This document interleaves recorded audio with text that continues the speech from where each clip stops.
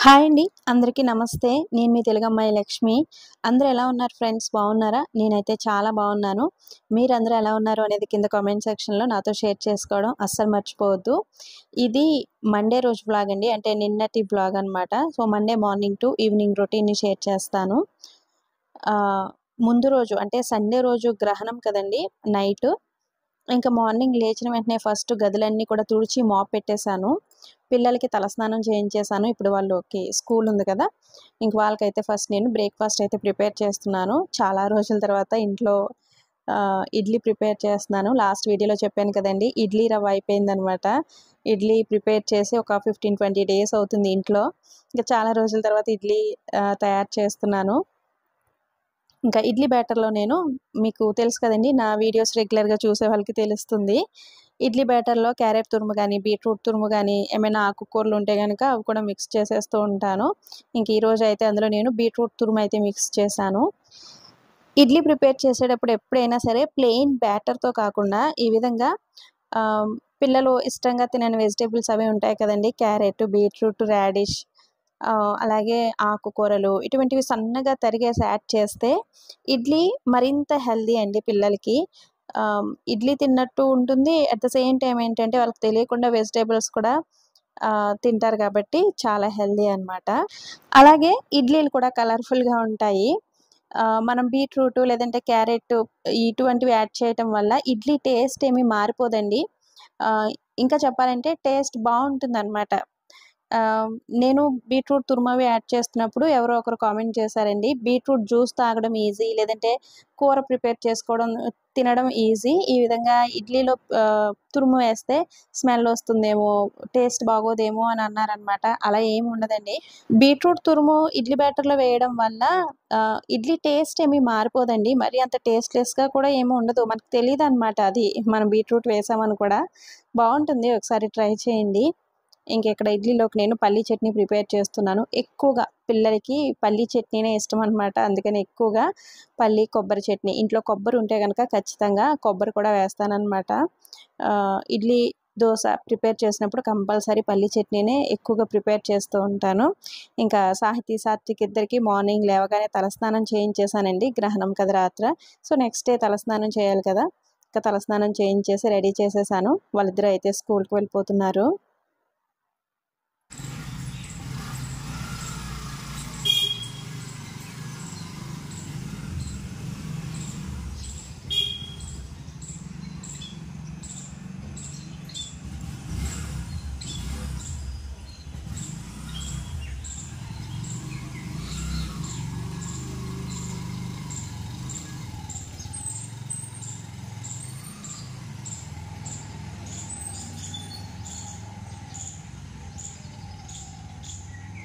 ఇక్కడ ఒక 2 డేస్ నుంచి బాగా ఎండగా ఉంటుందనమాట. చూసారు కదా! మార్నింగ్ 7:15, 7:20 అవుతుంది టైము. ఆ టైంకే ఫుల్లు ఎండొచ్చేసింది. ఇంకా ఈవినింగ్ వరకు అలాగే ఉంటుంది. ఈవినింగ్ టైంలో కొంచెం చల్లబడుతుందనమాట. మబ్బవి పట్టి గాలి వేయడం అలా ఉంటుంది. ఇంకా మార్నింగ్ అంతా కూడా విపరీతమైన ఉక్కపోత, వేడి అలా ఉంటుందనమాట. ఇంకా సాహితీ, సాత్విక్ ఇద్దరు స్కూలుకి వెళ్ళిపోయిన తర్వాత ఇంట్లో కొన్ని పనులన్నీ కూడా కంప్లీట్ చేసేసుకొని తలస్నానం చేసేశాను. ఇంక ఈరోజు మండే కాబట్టి ఇంకా దేవుని దగ్గర అన్నీ కూడా క్లీన్ చేసుకోవాలి. ఫస్ట్ అయితే పువ్వులు తీసుకురావడం కోసం కిందకైతే వచ్చానండి. పార్క్‌లో ఇంకా చాలా రకాల పువ్వులుంటాయి. ఎక్కువగా మందార పువ్వులుంటాయండి. ఇంకా వారాలవి ఉన్నప్పుడు ఫస్ట్ తలస్నానం చేసిన వెంటనే పువ్వులైతే తీసుకొస్తాను కిందకి వెళ్ళి. ఇంకిక్కడ పూజ దగ్గర సామాన్లన్నీ కూడా క్లీన్ చేసేసుకుంటున్నాను. ఈ విధంగా సూర్యగ్రహణం గాని, చంద్రగ్రహణం గాని ఇటువంటివి ఉన్నప్పుడు కొన్ని పద్ధతులు మన పెద్దవాళ్ళు ఫాలో అవుతూ ఉంటారు కదండీ! అంటే గ్రహణం విడిచిన తర్వాత ఇల్లు మొత్తం శుభ్రం చేసుకోవడం, పూజ మందిరం మొత్తం కూడా పూజా సామాన్లు ఇవన్నీ శుభ్రం చేసుకోవడం, పూజ చేసుకోవడం ఇట్లా ఉంటాయి కదండీ! ఆలయ దర్శనం ఇట్లా. ఇవి కొంతమంది ఫాలో అవుతారు. కొంతమంది ఫాలో అవ్వరు. నేనైతే ఫాలో అవుతానండి. అంటే గ్రహణం తర్వాత ఇల్లు మొత్తం శుభ్రం చేసుకోవడం, పూజ గది శుభ్రం చేసుకోవడం, ఈ విధంగా పూజా సామాన్లేమన్నా ఉంటే వాటినన్నింటిని శుభ్రం చేసుకొని, పూజ చేసుకోవడం, ఇవన్నీ కూడా నేను ఫాలో అవుతానండి. ఎందుకంటే, వీటి వల్ల మనకు జరిగే నష్టమేముంది చెప్పండి? ఇల్లు మొత్తం శుభ్రమవుతుంది. సో దీనివల్ల మనకేమి పెద్ద నష్టం ఏమి ఉండదు కదా. కొన్ని ఉంటాయండి. అంటే గ్రహణం టైంలో అసలు ఫుడ్ తీసుకోకూడదు. ప్రెగ్నెంట్ ఉమెన్స్ ఎలా పడుకున్నారో, ఎలా కూర్చున్నారో అలాగే ఉండాలి. ఆ గ్రహణం విడిచే వరకు కూడా కదలకూడదు. ఇలా చెప్తూ ఉంటారు కదండీ. అటువంటివైతే నేను పెద్దగా పట్టించుకోననమాట. ఎందుకంటే 2-3 అవర్స్ ఇంట్లో చిన్న పిల్లలుంటారు. లేదంటే పేషెంట్స్ ఉంటారు. అటువంటి వారు అసలు వాటర్ తాగకుండా, ఫుడ్ తీసుకోకుండా ఉండడం అనేది కష్టమే కదండీ. ఇప్పుడంటే గ్రహణం నైట్ టైంలో వచ్చింది. తినేసి పడుకున్నాము హ్యాపీగా. అదే డే టైంలో అయితే గనక ఒక 2-3 అవర్స్ అలా పిల్లలు ఉండలేరు కదా! మనం ఉంటాం కానీ పిల్లలు ఉండలేరు కదండీ. సో అందుకని కొన్ని పట్టించుకోను. బట్ ఇల్లు క్లీన్ చేసుకోవడం, పూజ చేసుకోవడం ఇటువంటివన్నీ అయితే మాత్రం నేను ఫాలో అవుతాను. అలాగే గ్రహణం ముందు చాలామంది ఫుడ్ ఐటెమ్స్ మీద వాటి మీద దర్భగట్టు వేస్తారు కదండీ. మీలో చాలామందికి ఐడియా ఉండుంటుంది. మన చిన్నప్పటి నుంచి మన ఇంట్లో చూసేవాళ్ళం కదండీ. గ్రహణం ఉంది అంటే దర్భగడ్డి ప్రతి ఇంటికి తీసుకొచ్చి ఊర్లో పంతులు గారు అవి ప్రతి ఇంటికి పంచి ఇస్తూ ఉండేవారు. లేదంటే మనం కూడా వాళ్ళని వెళ్ళి అడిగి దర్భగడ్డి తెచ్చుకుని ఫుడ్ ఐటెమ్స్ మీద వాటి మీద వేసుకునేవాళ్ళం. నేను ఇన్‌స్టాగ్రామ్ చూస్తుంటే అన్నీ ఇవే వీడియోస్ అండి. దర్భగడ్డు గురించి వీడియోస్ అనమాట. ఇదివరకటి రోజుల్లో అందరూ కూడా పూరు గుడిసెల్లో ఉండేవారు కదండీ. ఈ విధంగా బిల్డింగ్‌లు, ఫ్లాట్‌లు ఏమీ లేవు కాబట్టి చిన్న చిన్న తాటాకిళ్ళల్లో వాటిల్లో ఉండేవారు. అలాగే వాళ్ళు వండుకునే పాత్రలు కూడా మట్టి పాత్రల్లో ఎక్కువగా వండుకునేవారు. కొన్ని పాత్రల మీద మూతలవి ఉండేవి కాదంటండి. సో వాటిపైన అంటే గ్రహణం టైంలో ఆ రేడియేషన్ అది ఫుడ్ పైన పడకుండా గడ్డితో ఆ ఫుడ్‌ని ప్రొటెక్ట్ చేసుకునేవారంట. అంటే గడ్డి వేసి కప్పేవారంటండి. ఆ విధంగా ఆ రేడియేషన్ అవి ఫుడ్ పైన పడకుండా ఉంటుంది అనే ఉద్దేశంతో.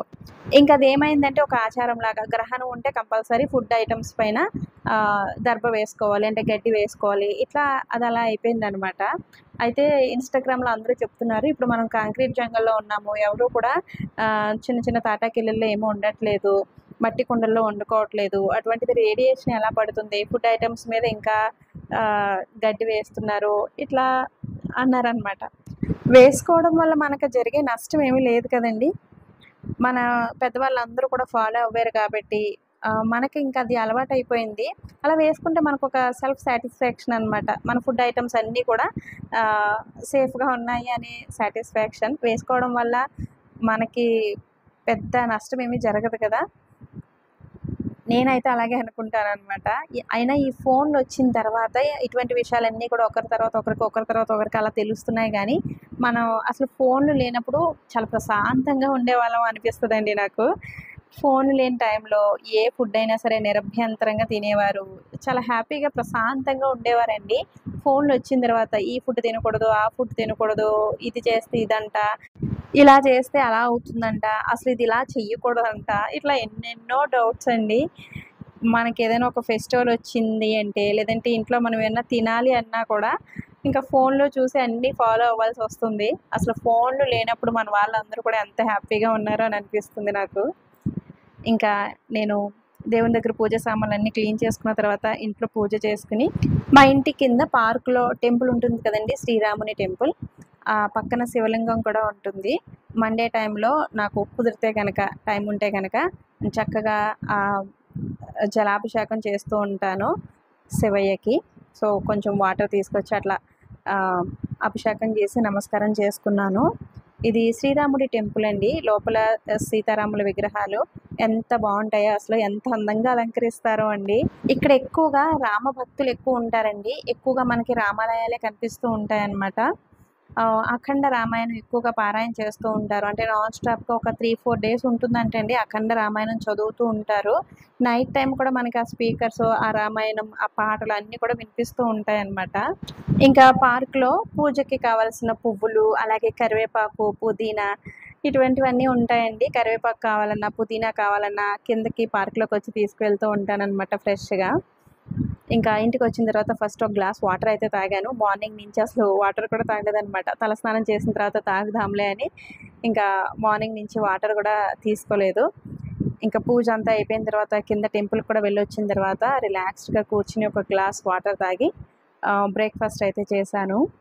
'బిగ్ బాస్' షో స్టార్ట్ అయింది కదండీ! 'బిగ్ బాస్ 9' సండే రోజున స్టార్ట్ అయింది. సో, మీలో ఎంతమంది చూస్తారు 'బిగ్ బాస్' కామెంట్ చేయండి. నేను లాస్ట్ సీజన్ చూడలేదు కానీ శివాజీ, పల్లవి ప్రశాంత్ వచ్చారు కదా! ఆ సీజన్ అయితే చాలా ఇంట్రెస్ట్‌గా చూశాను. శివాజీ గారి కోసమే చూశాననమాట. ఆ సీజన్ అయితే ఒక్క ఎపిసోడ్ కూడా మిస్ అవ్వకుండా చూశాను. లాస్ట్ సీజన్ అయితే చూడలేదండి. 'బిగ్ బాస్ 8' అయితే అసలు చూడలేదు. ఇప్పుడు కూడా ఎందుకో నాకు ఇంట్రెస్ట్ లేదనమాట. వాళ్ళందరిని చూస్తుంటే ఎందుకో నాకు చూడాలనిపించట్లేదు. అయినా మనకి స్టార్టింగ్‌లో అలాగే ఉంటుంది గానీ, చూడగా చూడగా అలవాటయిపోతుంది కదండీ! ఒక 2, 3 ఎపిసోడ్స్ మనం రెగ్యులర్‌గా చూసామనుకోండి, ఇంక అది వాళ్ళ ఫేస్‌లు అంతా అలవాటయిపోతాయి. ఇంక తర్వాత రెగ్యులర్‌గా చూడాలి అని అనిపిస్తుంది. నిన్న మా సాత్విక్ సడెన్‌గా నా దగ్గరకొచ్చి వార్నింగ్ ఇచ్చాడండి. "అమ్మ మండే నుంచి 'బిగ్ బాస్' షో స్టార్ట్ అవుతుందంట. నువ్వు మమ్మల్ని తొందరగా పడుకోబెట్టేసి వచ్చేసి కూర్చొని 'బిగ్ బాస్' షో చూస్తావేమో, అస్సలు చూడొద్దు" అని వార్నింగ్ ఇచ్చాడు. ఎందుకంటే చెప్పాను కదండీ! శివాజీ, పల్లవి ప్రశాంత్ ఉన్న సీజను అసలు ఒక్క ఎపిసోడ్ కూడా మిస్ అవ్వకుండా చూసేదాన్ననమాట. ఇంట్రెస్ట్‌గా చూసేదాన్ని. సాహితీ, సాత్విక్ ఇద్దరు పడుకున్న తర్వాత వచ్చి కూర్చొని చూసేదాన్ననమాట. ఒక్కొక్కసారి సాత్విక్‌కి మెలకువ వచ్చి నా దగ్గరకొచ్చి "అమ్మ రా అమ్మ" అని తీసుకువెళ్తూ ఉండేవాడు. అది గుర్తొచ్చిందనమాట సాత్విక్‌కి. అమ్మో! 'బిగ్ బాస్' స్టార్ట్ అవుతుంది. మా అమ్మ మమ్మల్ని పడుకోబెట్టేసి వచ్చి 'బిగ్ బాస్' చూస్తుందేమో అని డౌట్ వచ్చిందనమాట సాత్విక్‌కి. నా దగ్గరకొచ్చి అలా వార్నింగ్ ఇచ్చాడు. నేను కూడా కొంచెం షాక్ అయిపోయాను. లాస్ట్ సీజన్ చూడలేదు. ఈ సీజన్ కూడా ఏమో చూస్తానా లేదా అనేది తెలీదు. కొంతమంది 'బిగ్ బాస్' షో వల్ల ఎటువంటి ఉపయోగం లేదు. ఇటువంటి షోస్ చూడడం వల్ల టైం వేస్టు. సో, వీటి వల్ల మనకేమీ ఉపయోగం లేదు. వాటి నుంచి మనం నేర్చుకునేది కూడా ఏమీ లేదు అంటారు కదండీ! అది కూడా కరెక్టే. ఇంకొక వైపు ఏంటంటే, ఒక హౌస్‌లో మొబైల్ లేకుండా, టైం అనేది తెలియకుండా ఆహ్, మనకి తెలియని అన్నోన్ పర్సన్‌తో వేరే వేరే మనస్తత్వాలు వాళ్ళందరూ కూడా ఒక హౌస్‌లో ఉండి వాళ్ళు ఏ విధంగా సర్వైవ్ అవ్వగలరు? మన పక్క వాళ్ళతో మనం ఎలా ప్రవర్తించాలి? ఎలా మాట్లాడాలి? ఇటువంటివి కొన్ని తెలుస్తాయిలెండి. కొన్ని బెనిఫిట్స్ ఉన్నాయి. కొన్ని ఇది కూడా ఉందనమాట 'బిగ్ బాస్' షో వల్ల. సో, మీలో ఎంతమంది 'బిగ్ బాస్' చూస్తారో, ఎంతమంది చూడరు కామెంట్ చేయండి. ఇంక ఈరోజు లంచ్‌లోకైతే నేను దొండకాయ ఫ్రై, అలాగే పెసరపప్పు చారు పెట్టానండి. ఇంక అందులో నేను ఆనపకాయ ముక్కలు కూడా వేశాననమాట పెసరపప్పు చారులో. ఒక చిన్న ఆనపకాయ ముక్కుంది. అది అందులో వేసేసాను. ఇంకిక్కడ దొండకాయ ఫ్రై ప్రిపేర్ చేశాను. ఫ్రై ఐటమ్స్‌లో మనం లాస్ట్‌లో కొంచెం కొబ్బరి తురుము వేసుకుంటే టేస్ట్ బావుంటుంది కదండీ! చాలా కమ్మగా ఉంటుంది. ముఖ్యంగా దొండకాయ ఫ్రైలో మాత్రం కంపల్సరీ కొబ్బరి తురుమయితే వేస్తాను. ఇంక నా వంట పనంతా కంప్లీట్ అయ్యేసరికి బట్టల వాషింగ్ కూడా అయిపోతుందండి. మార్నింగ్ లేచిన వెంటనే వాషింగ్ మిషన్‌లో బట్టలు వేసేస్తాను. ఇంక నా వంట పని కంప్లీట్ అయిన తర్వాత ఈ బట్టలన్నీ కూడా తీగల పైన వేస్తాను. సరిగా ఎండవి లేనప్పుడు వింటర్ టైంలో బట్టలన్నీ డాబా పైకి తీసుకెళ్ళి వేస్తూ ఉంటాను. ఇప్పుడు కూడా ఆహ్, బెడ్‌షీట్ లాంటివి ఏమైనా వాష్ చేస్తే గనక కంపల్సరీ డాబా పైన వేస్తాననమాట. ఎండలో ఎండితేనే బావుంటాయి కదండీ! బెడ్‌షీట్లు గానీ, పిల్లో కవర్స్ ఇటువంటివి ఎండలో ఎండితేనే బావుంటాయి. ఇంక నార్మల్‌గా రెగ్యులర్ వేర్స్ అవి అయితే గనక ఎండుంటే కింద తీగల పైన వేసేస్తానండి. సో, పైనుంచి మనకక్కడ గ్యాప్ గ్రిల్ ఉంటుంది కదా! పైనుంచి ఎండ పడుతూ ఉంటుంది. ఇవి ఆల్రెడీ వాషింగ్ మిషన్‌లో కొంచెం డ్రై అయిపోయి ఉంటాయి కాబట్టి ఒక 2, 3 అవర్స్‌లో చక్కగా ఆరిపోతాయి. గాలి కూడా మంచిగా వేస్తూ ఉంటుందండి బ్యాక్ సైడ్ నుంచి. అలాగే కొంచెం ఎండ కూడా వస్తుందనమాట. సో, బట్టలయితే చక్కగా డ్రై అయిపోతాయి. ఇంకా ఆఫ్టర్‌నూన్ టైంలో సాహితీ, సాత్విక్, అర్జున్ ముగ్గురు వచ్చేసారండి. అర్జున్‌కి నేను మార్నింగ్ టైంలో బాక్స్ పెట్టేస్తూ ఉంటాను కదా! ఒక్కొక్కసారి ఆయనకి వీలైతే గనక ఇటువైపు వెళ్తే గనక భోజనానికొస్తారనమాట. ఇంకా ఈరోజు నేను మార్నింగు గ్రహణం క్లీనింగ్ అవి చేసుకుంటూ ఉన్నాను కదండీ! గదులు మాప్ పెట్టుకోవడం, పూజ చేసుకోవడం, ఇంకా మార్నింగ్ బాక్స్ ప్రిపేర్ చేయడానికి అవ్వలేదు. ఇంకా అందుకని అర్జున్ అయితే భోజనానికొచ్చారు. ఇంక నలుగురం కూర్చొని భోజనం చేస్తున్నాం. భోజనం చేసిన తర్వాత ఒక హాఫ్ ఎన్ అవర్ సాహితీ, సాత్విక్ ఇద్దరు ఆడుకుంటారండి. ఒక హాఫ్ ఎన్ అవర్ టైం అనమాట వాళ్ళకి ఆడుకోవడానికి. ఇంక తర్వాత హోమ్ వర్క్స్ అవి చేసుకుంటారు. 5:00కి ట్యూషన్‌కి వెళ్తారు. ఈలోపు నేను హోమ్ వర్క్స్ అన్నీ కంప్లీట్ చేయించేస్తాను. ఎందుకంటే మళ్ళీ ట్యూషన్‌కి వెళ్ళి ఈ హోమ్ వర్క్స్ చేస్తూ కూర్చుంటే టైం వేస్ట్ అయిపోతుంది కదండీ! నేనే హోమ్ వర్క్స్ చేయించేస్తాను. ఆవిడ రివిజన్ చేయిస్తారనమాట. ఇంకా రోజు ఏం చెప్పారు ఏంటి అనేది. సో, రివిజన్ చేయిస్తారు. అందుకని హోమ్ వర్క్స్ అన్నీ కూడా నేను ఇంటి దగ్గరే చేయించేస్తాను. నేను లాస్ట్ పెట్టిన వీడియో కింద ఎవరో అడిగారండి. మీ ఫ్యామిలీలో ఎవరికైనా ట్విన్స్ ఉన్నారా లక్ష్మి? అంటే మీ అమ్మ తరపు గానీ, మీ అత్తయ్య గారి తరపు గానీ ఎవరికైనా ట్విన్స్ ఉన్నారా అని అడిగారు. ట్విన్స్ లేరు గానీ ట్విన్ ప్రెగ్నెన్సీస్ అయితే వచ్చాయండి. మా మా హస్బెండ్ వాళ్ళ మేనత్త, పెద్ద మేనత్త అంటే మన శబరి అమ్మమ్మ పెద్ద కూతురికి ఫస్ట్ ప్రెగ్నెన్సీ, ట్విన్ ప్రెగ్నెన్సీ అంటండి. అప్పట్లో ఎవరు కూడా హాస్పిటల్‌కి చూపించుకునేవారు కాదు కదండీ. ప్రెగ్నెన్సీలో టైంలో కూడా ఇంకా వాళ్ళ ఇంటి దగ్గరే ఉండేవారు. హాస్పిటల్‌లో మెడిసిన్స్ యూజ్ చేయడం, ఇప్పట్లాగా స్కానింగ్‌లు అవేమీ పెద్దగా చేయించుకునేవారు కాదు కదా! ట్విన్ ప్రెగ్నెన్సీ అంటండి. ఇంటి దగ్గరే డెలివరీ కూడా అయిపోయిందంట. వాళ్ళకి డెలివరీ అయ్యే వరకు కూడా ట్విన్స్ ఉన్నారని తెలీదంటండి. నార్మల్ డెలివరీ అవ్వటం వల్లో, దేనివల్లో తెలీదు గానీ ఇద్దరు అబ్బాయిలంటండి. ఇద్దరు పుట్టిన వెంటనే చనిపోయారంట. నాకు డెలివరీ అయిన తర్వాత మా తోటికోడలికి కూడా ట్విన్ ప్రెగ్నెన్సీ కన్ఫర్మ్ అయిందండి. మా చిన్న తోటికోడలికి. తనకి కూడా అమ్మాయి, అబ్బాయి పుట్టారు. అయితే 6థ్ మంత్‌లోనే డెలివరీ అయిపోయిందండి. చాలా వీక్‌గా పుట్టారనమాట. కొన్ని ఆర్గాన్స్ అవి డెవలప్ అవ్వలేదు. ఇంక వాళ్ళు కూడా పుట్టిన వెంటనే ఇదైపోయారనమాట. ట్విన్ ప్రెగ్నెన్సీలో మనం చాలా జాగ్రత్తగా ఉండాలండి. కొంచెం మనం హైట్ తక్కువగా ఉన్నా, సరైన డైట్ తీసుకోకపోయినా, సరైన రెస్ట్ తీసుకోకపోయినా ఎర్లీగా డెలివరీ అయిపోతుందనమాట. చాలా జాగ్రత్తగా ఉండాలి. మా తోటికోడలికి పుట్టిన బేబీస్ కూడా ఉండుంటే ఎంత బావుంటుందో అని అనిపిస్తూ ఉంటుంది నాకు ఒక్కొక్కసారి. ఇంక అవన్నీ తలుచుకోకపోవడమే మంచిదిలెండి. ఇప్పుడైతే ప్రెజెంట్ అందరూ హ్యాపీ. ఇంకిక్కడ మా సాహితమ్మ నాకు జడలు వేస్తుంది. నా హెయిర్ స్టైలిస్ట్ అయిపోయిందండి. నేను కొంచెం ఫ్రీగా అలా హెయిర్ లూజ్ చేసి కూర్చుంటే చాలు, ఒక దువ్వాని, ఒక హెయిర్ బ్యాండు లేదంటే రబ్బర్ బ్యాండో తీసుకొనొచ్చేస్తుందనమాట. నీకు నేను జడ వేస్తానమ్మా, మోడల్ జడ వేస్తానమ్మా అని వచ్చి ఏవేవో ఒక్కొక్కసారి 2 జడలు కూడా వేస్తా ఉంటదండి నాకు. నాకే కాదు, ఊరు వెళ్తే వాళ్ళ నానమ్మకి, వాళ్ళ అమ్మమ్మకి కూడా జడలు వేస్తూ ఉంటుందనమాట. ఈ విధంగా జడలు వేయడం, మేకప్ చేయడం ఇటువంటివన్నీ కూడా మా సాహితమ్మకి బాగా ఇంట్రెస్ట్ అండి. ఒక్కొక్కళ్ళకి ఒక్కో ఇంట్రెస్ట్ ఉంటుంది గదా! అట్లా మా సాహితమ్మకి ఈ విధంగా జడలు వేయడం, మేకప్ చేయడం, పెయింటింగ్ ఇటువంటివి ఇంట్రెస్ట్ అనమాట. సో, బానే వేసిందండి. ఈ అల్లటం ఇవన్నీ ఎక్కడ నేర్చుకుందో తెలీదు. నేను కూడా నేర్పించలేదు. బట్ ఎంత చక్కగా అల్లిందో, చాలా నీట్‌గా అల్లిందనమాట. ఒక పక్క ఇట్లా అల్లింది, ఇంకొక పక్కన చుట్టిందనమాట. సో, వేసిందండి జడ అయితే. ఆడపిల్లలు ఏదైనా చాలా ఫాస్ట్‌గా నేర్చేసుకుంటారు కదండీ! కొన్ని కొన్ని మనం అసలు నేర్పించిన అవసరం లేదు. మా సాహితమ్మకి జడ ఎలా అల్లాలి అనేది కూడా నేనెప్పుడూ చూపించలేదు. నేను వేసుకుంటూ ఉంటాను కదండీ! సాహితమ్మకు వేస్తూ ఉంటాను కదా! అవి చూసి అలా ట్రై చేసేస్తూ ఉంటదనమాట. ఇంకొంచెం పెద్దయితే మా సాహితమ్మ నన్ను మంచిగా రెడీ చేసేస్తదనమాట. నేను రెడీ అవ్వనవసరం లేదు. ఇంకా టైం 5:00 అయింది. సాహితీ, సాత్విక్ ఇద్దరు ట్యూషన్‌కి వెళ్తున్నారు. 6:37 ఆ టైం వరకు ట్యూషన్ ఉంటుంది. ఇంకా వాళ్ళిద్దరూ ట్యూషన్‌కి వెళ్ళిపోయిన తర్వాత ఇంట్లో కొన్ని పనులన్నీ కూడా కంప్లీట్ చేసేసుకొని డాబా పైకొచ్చి ఒక హాఫ్ అన్ అవర్ అయినా సరే వాకింగ్ అయితే చేసుకుంటానండి. మార్నింగ్ అంతా కూడా ఫుల్ ఎండ ఉంది కదా! ఇంక ఈవినింగ్ అయ్యేసరికి చక్కగా క్లైమేట్ మొత్తం కొంచెం కూల్ అవుతుందనమాట. మబ్బు పట్టి చల్లగా గాలి వేస్తూ అలా ఉంటుంది. మార్నింగ్ టైంలో కూడా కొంచెం ఎర్లీగానే నిద్రలేస్తున్నామండి.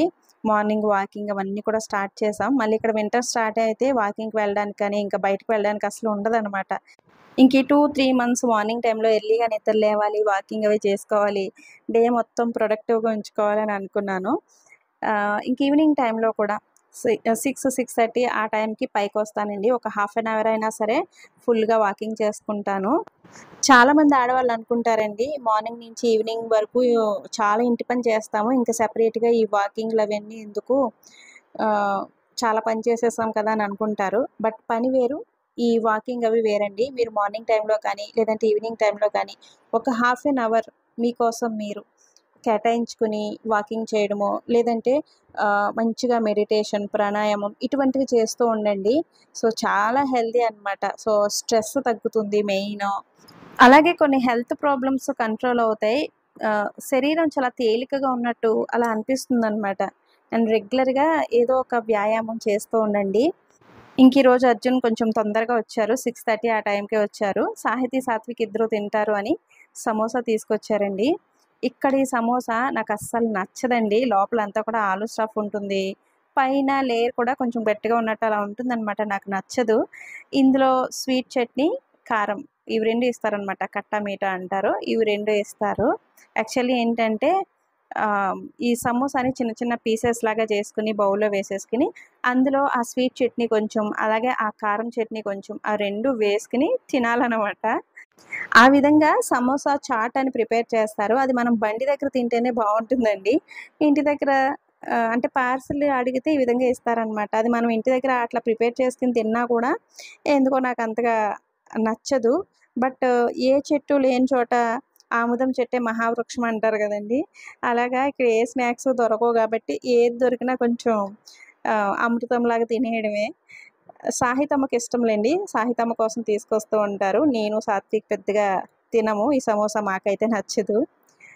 సో, ఇది ఫ్రెండ్స్ ఈరోజు వీడియో అయితే. ఈ వీడియోని ఇంతటితో ఎండ్ చేసేస్తున్నాను. వీడియో నచ్చితే తప్పకుండా ఒక లైక్ ఇవ్వడం, అలాగే ఒక మంచి కామెంట్ పెట్టడం అస్సలు మర్చిపోవద్దు. అలాగే మీలో ఎవరైనా ఫస్ట్ టైమ్ నా ఛానల్ చూస్తున్నట్లయితే ఇటువంటి మరిన్ని వీడియోస్ కోసం ఛానల్‌ని సబ్స్క్రైబ్ చేసుకోండి. మరొక మంచి నేచురల్ వ్లాగ్‌తో మళ్ళీ మీ ముందుకొస్తాను. Thanks for watching. బాయ్.